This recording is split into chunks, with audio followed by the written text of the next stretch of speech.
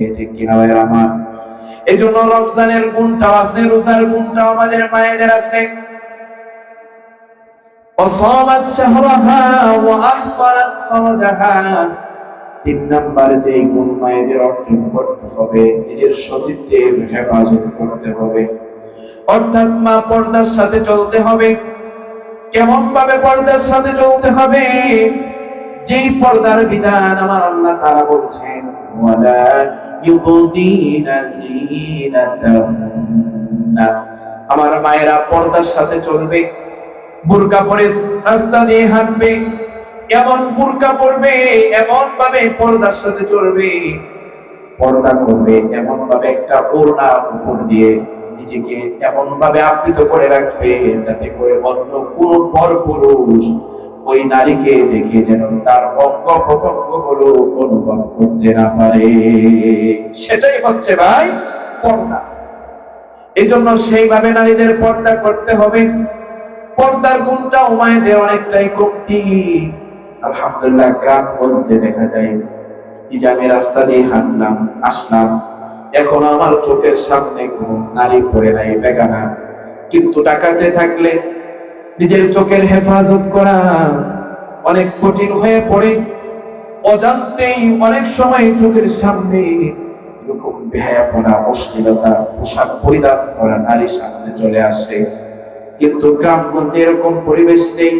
আল্লাহ রাব্বুল আলামিন আমাদের মায়েদেরকে পরিপূর্ণভাবে পর্দার সাথে চলার তৌফিক দান করুন, সকল আমিন।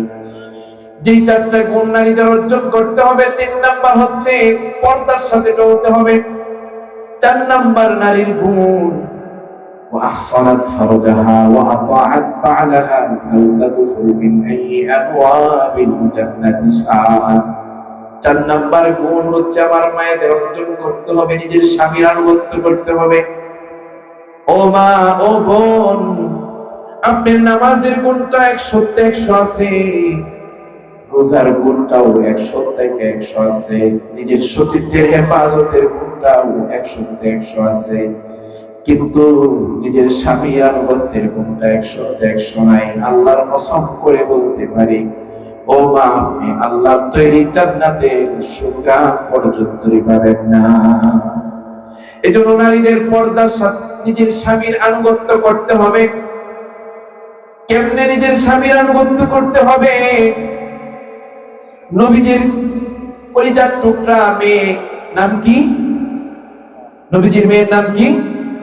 ফাতেমা রাদিয়াল্লাহু তাআলা আনহা যেরকম ভাবে স্বামীর আনুগত্য করেছিল, রাসূল আলী রাদিয়াল্লাহু তাআলা আনহুকে যেভাবে মেনেছিল, সেইভাবে যদি কোনো মা আনুগত্য করতে পারে, আল্লাহর তৈরি জান্নাতে সেই মা যেতে পারবে। ফাতেমা রাদিয়াল্লাহু তাআলা কিভাবে স্বামীর আনুগত্য করত, লম্বা ঘটনা বলার সময় নেই। আল্লাহর রাসূলের ইন্তেকালের পর দীর্ঘ 6 মাস চলে গেছে, একটা পেরেশানি অবস্থায় চলতেছে পরিবার।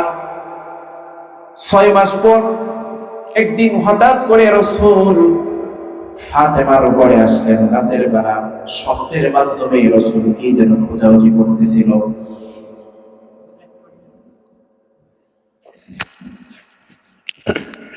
আলহামদুলিল্লাহ, রাতের বেলা স্বপ্নের মাধ্যমে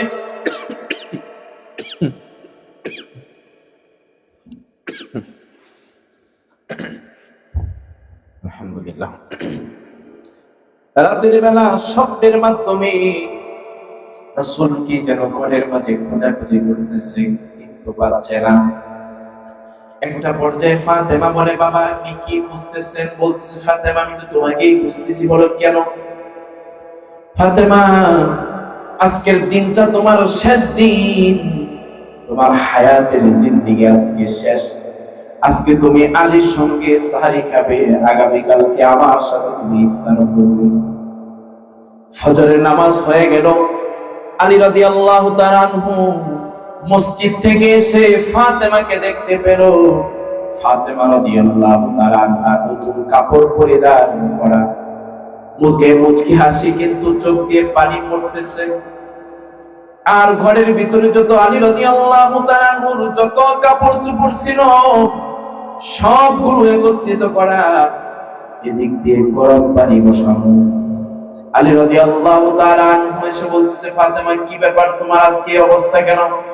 তুমি তো প্রতিদিন কোরআন তেলাওয়াত করো, জিকির আজকার করো, কিন্তু আজকে ভিন্ন রুটিন কেন তোমার? বলতেছে, স্বামী আমার, আজকের দিনটা আমার শেষ দিন।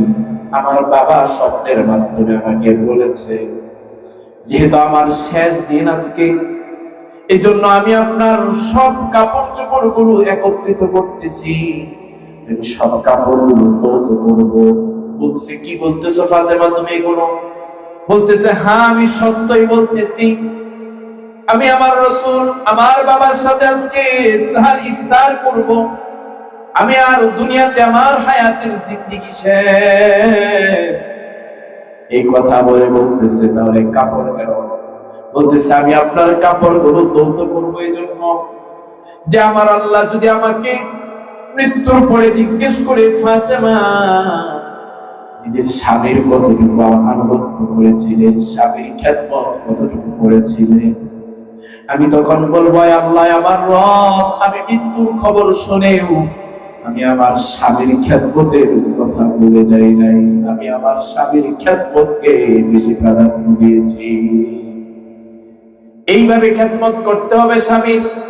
এই জন্য মায়ের আমার, হাদিসের মাঝে আসছে, কোন পুরুষ যদি বাহির থেকে কাজকর্ম করে ঘরের ভিতরে প্রবেশ করে, ঘরের ভিতরে প্রবেশ করার পর কোন নারী যদি, কোন মা যদি নিজের গাল দিয়ে যদি স্বামীর নিজের গাল দিয়ে স্বামীর পা যদি এরকম মুছে দেয়, তারপরেও স্বামীর পরিপূর্ণ হক আদায় হবে না।